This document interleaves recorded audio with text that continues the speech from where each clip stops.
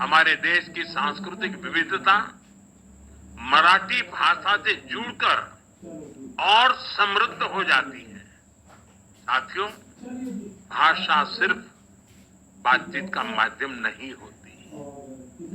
भाषा का संस्कृति, इतिहास, परंपरा और साहित्य से गहरा जुड़ाव होता है।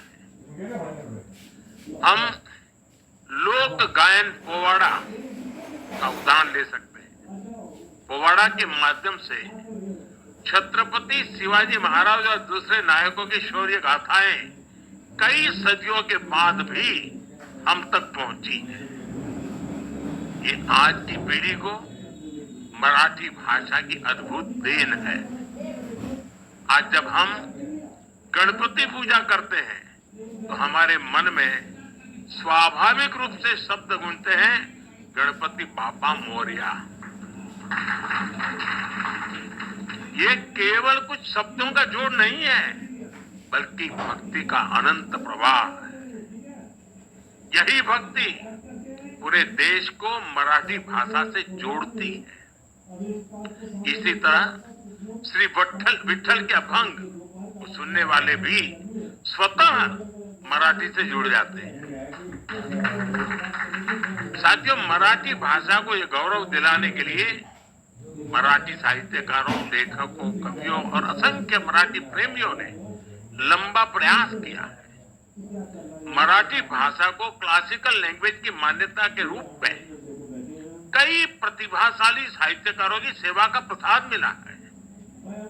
इसमें बाळ साथी जांभेकर, महात्मा ज्योतिबा फुले, सावित्रीबाई फुले, कृष्णाजी प्रभाकर खाडिलकर,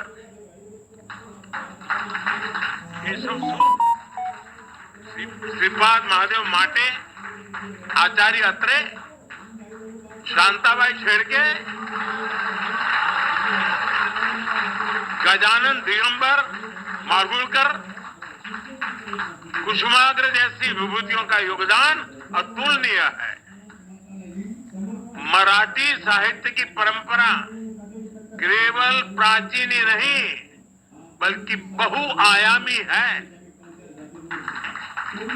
विनोबा भावे, श्रीपाद अमृत डांगे, दुर्गाबाई भागवत, बाबा आमटे, दलित साहित्यकार दया पवार, बाबा साहब पुरंदरे जैसी कई हस्तियों ने मराठी साहित्य में महत्वपूर्ण योगदान दिया है। मैं आज मराठी की सेवा करने वाले पुरुषोत्तम लक्ष्मण देशपांडे, देशपांडे कहूं सब लोग समझते हैं,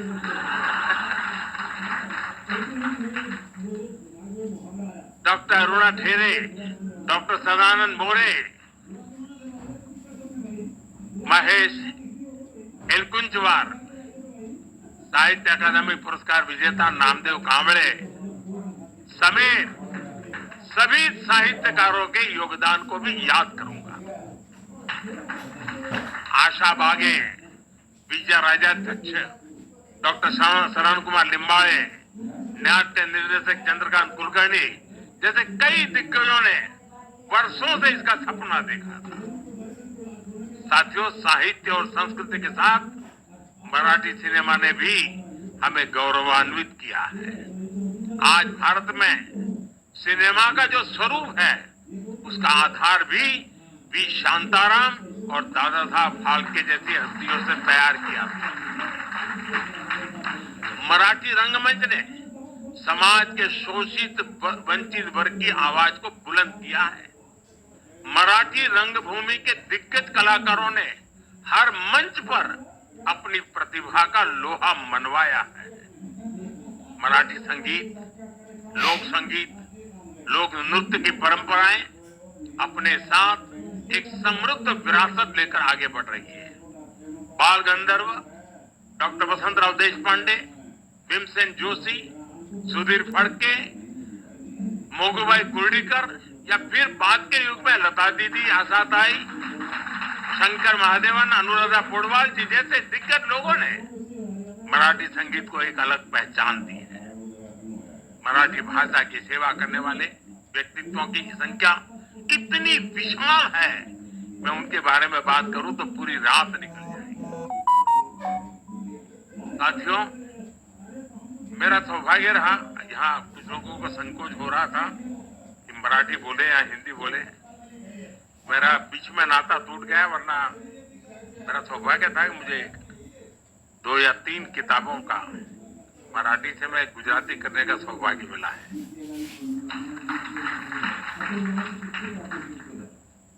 अब पिछले 40 साल से मेरा संपर्क टूट गया, वरना मैं काफी मात्रा में मराठी में अपनी गाड़ी चला लेता था। लेकिन अभी भी मुझे कोई ज्यादा असुविधा नहीं होती है, और इसका कारण ये था, मैं जब प्रारंभिक मेरा जीवन था तो मैं अहमदाबाद में एक जगन्नाथ जी मंदिर है, वहीं रहता था, और वहीं कैलिको मिल थे पास में ही। कैलिको मिल में जो मजदूरों के क्वार्टर थे, उसमें एक भिड़े करके परिवार महाराष्ट्र का रहता था, और उनको शुक्रवार को छुट्टी होती थी। टैगरिंग होता था, उस समय बिजली की तकलीफ रहती थी। मैं कोई पॉलिटिकल कमेंट नहीं कर रहा हूँ, लेकिन वो दिन ऐसे ही थे। तो शुक्रवार को उनको छुट्टी होती थी, तो मैं शुक्रवार को उनके घर मिलने जाता था।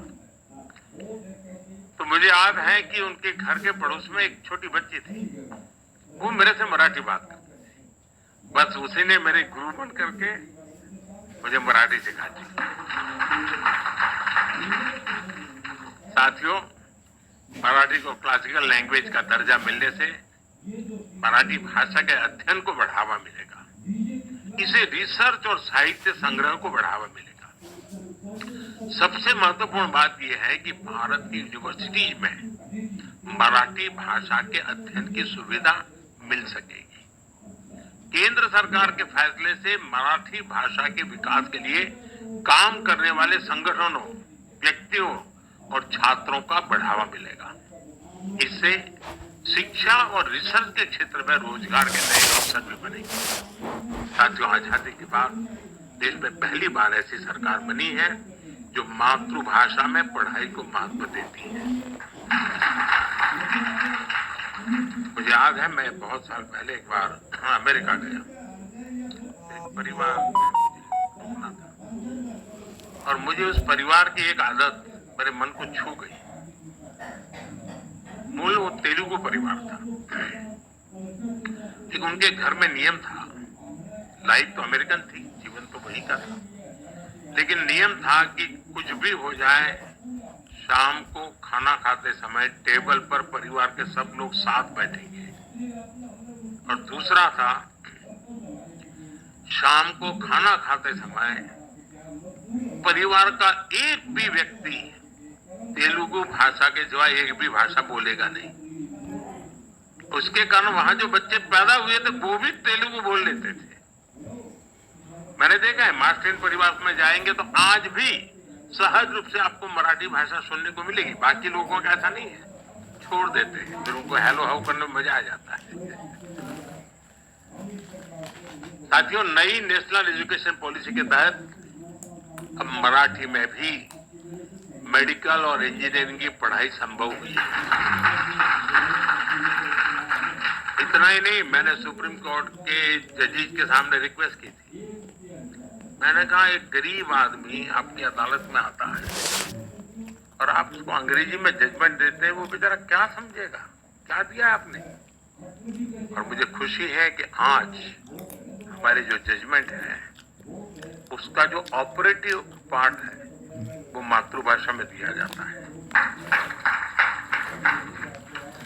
मराठी में लिखी साइंस, इकोनॉमिक्स, आर्ट, पोएट्री और तमाम विषयों की किताबों की उपलब्ध होती रही है और बढ़ रही है। हमें इस भाषा को व्हीकल ऑफ आइडियाज बनाना है ताकि हमेशा जीवंत बनी रहे। हमारा प्रयास होना चाहिए कि मराठी साहित्य की रचनाएं ज्यादा से ज्यादा लोगों तक पहुंचे। मैं चाहता हूं कि मराठी भाषा ग्लोबल ऑडियंस तक पहुंचे। और आपको मालूम होगा, आपको अगर इंटरेस्ट हो भाषा में, तो भारत सरकार ने भाषिणी ऐप बनाया है। आप जरूर इसका उपयोग कर सकते हैं।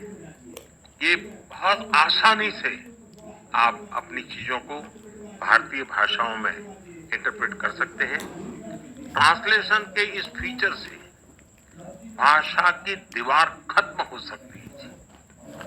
आप मराठी बोले, अगर मैं भाषिणी के लेकर के बैठा हूं तो मैं उसको गुजराती में सुन सकता हूं, मैं हिंदी में सुन सकता हूं। तो ये व्यवस्था टेक्नोलॉजी के कारण बहुत आसान हुई है। साथियों, आज हम इस ऐतिहासिक अवसर पर इसकी खुशी तो मना रहे हैं, ये मौका हमारे लिए एक बड़ी जिम्मेदारी भी लेकर आया है। मराठी बोलने वाले हर व्यक्ति का दायित्व है कि वो इस सुंदर भाषा को आगे बढ़ाने में योगदान दे।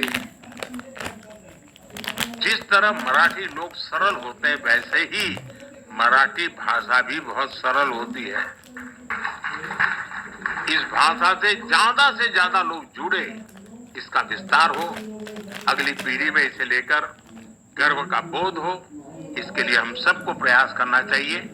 आप सबने मेरा स्वागत सम्मान किया, मैं राज्य सरकार का आभारी हूं।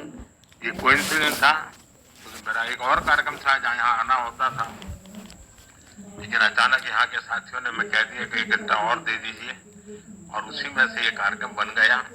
और आप लोग सभी गणमान्य लोग हैं जिनका जीवन इन बातों से जुड़ा हुआ है, सबका यहाँ उपस्थित होना ये अपने आप में मराठी भाषा का महात्म्य को उजागर करता है। मैं इसके लिए आप सबका बहुत आभारी हूँ। मैं एक बार फिर आप सभी को मराठी भाषा को शास्त्रीय दर्जा मिलने के लिए बहुत बहुत बधाई देता हूँ।